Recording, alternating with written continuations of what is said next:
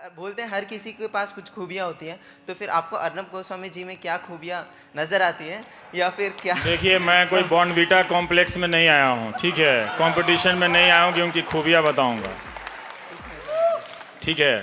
तो ये इसको रहने दीजिए, उनमें जब खूबियाँ नज़र आ जाएंगी तो वो भी बता देंगे आपको।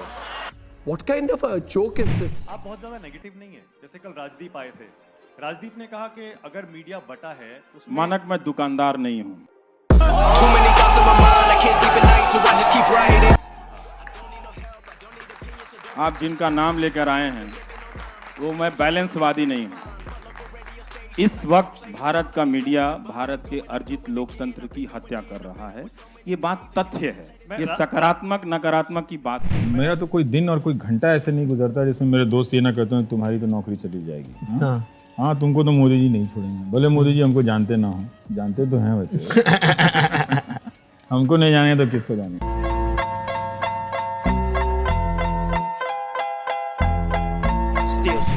क्यों सत्ता में बैठे हुए राजनीतिक दलों के प्रवक्ताओं की भाषा में इतनी तलखी है, इतना झूठ, इतना सारा चीज क्यों है भाई? थोड़ा हंसा भी कीजिए, दिवाली होली में बुलाया भी कीजिए। ये और बात है, मैं गया नहीं उनसे कहने के लिए कि आप क्यों नहीं मुझे बुलाते हैं। मैं उनसे ये भी नहीं कहने गया कि आप मेरे कार्यक्रम में अब क्यों नहीं आते। मैं उनकी भावना का सम्मान करता हूं। मैं भी एक लीला देख रहा हूं कि जिस वक्त आप अपने आप को सर्वशक्तिशाली होने के क्षण में महसूस कर रहे हैं, उसी वक्त में एक मामूली पत्रकार से आप डरे हुए हैं।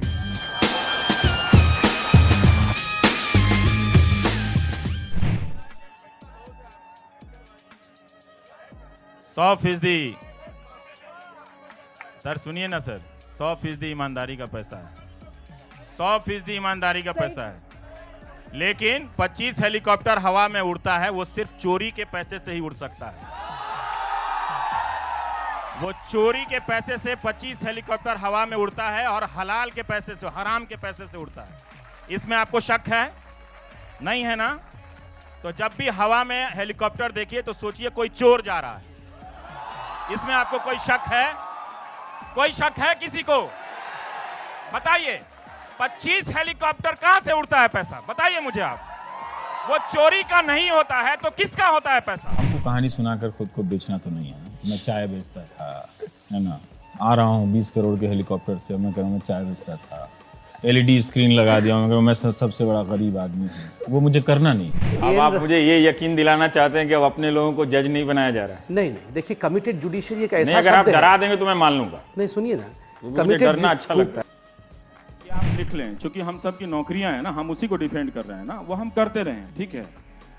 भारत की जनता को, देश को बेहतर करना होगा तो सबसे पहले उसे इस देश की मीडिया से लड़ना पड़ेगा। लड़ने का मतलब पत्थर चलाने की बात नहीं कह रहा।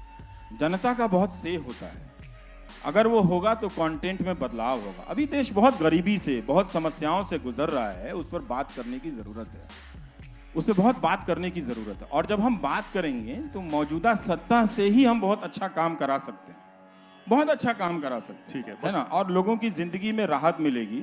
जब मैं नौकरी सीरीज कर रहा था, आप कभी जिंदगी में नहीं कर पाएंगे, दुनिया का कोई प्राइम टाइम का एंकर 8 महीना जो नौकरी सीरीज नहीं कर पाएगा। देखिए, 2014 से पहले वो लोग मुझे तो बहुत कहते थे कि मैं देशभक्त हूँ। उनके जो बहुत सारे मंत्री हैं वो मुझे मैसेज करते थे कि आपके जैसा हिम्मती पत्रकार हमने नहीं देखा, जब मैं कांग्रेस की सरकार में सवाल करता था। तो अब दिवाली मिलन होता तो उसमें भी नहीं बुलाते हैं। तो अब वो बड़े होके इतने छोटे हो जाएंगे, मुझे नहीं पता था कि दिवाली मिलन में भी नहीं बुला रहे हैं। ये उनको सोचना चाहिए, नहीं आते मेरे जैसे पत्रकारों के व्हाट्सएप नंबर पर गालियां छोड़िए, मारने और बलात्कार की धमकियां सामान्य हो गई हैं। जिन ट्रोल को हम अनजान समझते थे, कंप्यूटर पर नकली आईडी से बनी सेना समझते थे, वो अब अपना नकाब उतार चुके हैं। वो तरह तरह के ऐसे संगठनों के सदस्य के रूप में सामने आ रहे हैं जिनके आगे कभी हिंदू तो कभी गौ रक्षा तो कभी सनातन लिखा होता है। एक दिन मेरे हाथों से मरेगा तू, दौड़ा दौड़ा के मारूंगा, यहाँ से पाकिस्तान लेके जाऊंगा जहाँ तुम्हारा घर है। इसने एक लेटर पैड भी भेजा साबित करने के लिए कि बजरंग दल से ही जुड़ा है। मेरी माँ के बारे में जो कहा गया उसे मैं रहने देता हूँ। वैसे भी मुझे माँ की तस्वीर का सहारा लेकर नोटबंदी की तरह सहानुभूति नहीं बटोरनी है। गजब बेइज्जती है। इस रास्ते से चल कर आए हैं, ये जो कॉरिडोर की बात हो रही है, जिसके बारे में माननीय प्रधानमंत्री ने शायद ऐसा कहा था कि उन्होंने काशी को मुक्त करा दिया है। तो ये बहुत अच्छी बात है कि लोग मुक्ति के लिए काशी आते हैं और उन्होंने काशी को मुक्ति दिलाई। वृंदावन से मुझे किसी ने कहा कि रवि जी समस्या ये है। मैंने कहा आप इतना क्यों चिढ़ते हैं, मैंने क्या कर लिया है? मैं 10 बजे के बाद तो घर चला जाता हूं, कहीं दिल्ली में घूमता भी नहीं।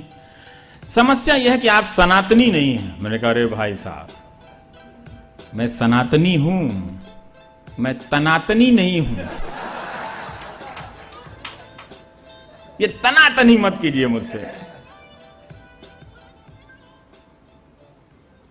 और मुझे ही नहीं, आप अपने समर्थक एंकरों को, अगर आपने उन्हें समर्थक ही कह लिया तो कहिए कि यार थोड़ा मोहब्बत बांटा करो, मेरी सरकार है, कुछ अच्छी चीजें भी बटे। प्रधानमंत्री से रिक्वेस्ट कीजिए कि वो इस तरह के लोगों को फॉलो ना करें। कोई नहीं मिलता उनको हिंदुस्तान में तो मुझे फॉलो कर लें। मैं उन्हें आश्वासन देता हूं कि बहुत आदर से आलोचना करूंगा, बहुत अच्छी कविताएं सुनाऊंगा, हिंदू धर्म के बहुत सारे श्लोक सुनाऊंगा उनको लगेगा नहीं कि वो एक ऐसे हिंदुस्तान में है जहां उनकी कोई कदर नहीं करता। ये नहीं कहा ना कि हम मोदी जी को चुनते हैं, हम उनके पीछे जिंदाबाद कर रहे हैं तो आप लोग भी जिंदाबाद करो हमारा। ये तो जब मीडिया ने नहीं कहा ना, जनता ने नहीं कहा, लेकिन मीडिया मोदी के कवर में बैठ के, क्योंकि क्या है, क्यों करता है बताऊं कि एक तो डर के मारे अब कर नहीं सकता, असली काम बात यह है, तो औकात नहीं है, नंबर 1। दूसरा ये है कि लो कॉस्ट चमचागिरी का फॉर्मूला है, मोदी मोदी करते रहो, उनका जो भी एजेंडा है उसको लेकर रोज शाम को बैठ के उस पर करते रहो, तो उसमें चवन्नी खर्च नहीं होता, ऐड वही मिल रहा है, कमाई वही हो रही है। तो एक एंकर बैठना है, 2 दिल्ली के फालतू लोग हैं जिनको शाम में काम नहीं है, वो आके झगड़ा करते हैं और वो गुजर जाता है, वो 1 घंटा बीत जाता है। कोई मजाक में या फिर किसी भी प्रकार के रिएक्शन में ये बात नहीं बोलता कि आप टीवी देखना छोड़ दें। बहुत सोच समझ के बोलता हूं। और अगर आप देख रहे हैं तो अप्लाई कीजिए, सवालों को अप्लाई कीजिए, देखिए, सोचिए कि ये क्या दिखा रहा है, फिर आप समझ जाएंगे कि इसका खेल क्या चल रहा है। रात को जो एंकर आ रहा है, जिसको अच्छा खाया पिया, जिम में जाकर, बहुत सारे एंकर फिट भी हैं आजकल, तो उससे पता चलता है कि अपने ही मोहल्ले में नहीं गए होंगे कई साल से घूमने जिम के अलावा, लेकिन फिट है, अच्छी बात है, हेल्थ होना चाहिए। तो वो रात को आके इतनी जहर क्यों फैलाते हो? तुम इतने हेल्दी लग रहे हो, तुम इतने हैंडसम भी लग रहे हो, सब लग रहे हो, तुम इतनी नफरत क्यों फैला रहे हो? क्या कमी रह गई है? सवाल मेरा ये था, जैसे राजदीप को और बहुत सारे लोगों को भी ऐसा लगता है कि मीडिया के बंटने के लिए दोनों पक्ष जिम्मेदार हैं। कोई बिल्कुल गलत बात है, इसमें कोई संतुलन नहीं।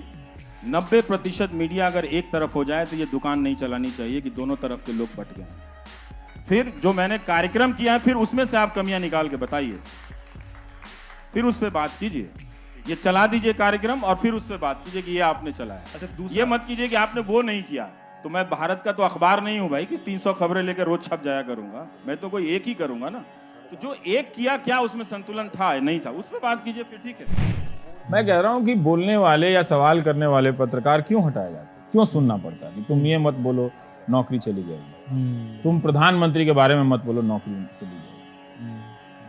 क्या हमारे प्रधानमंत्री इसलिए वहां शपथ लेके गए कि मेरी नौकरी चली जाए?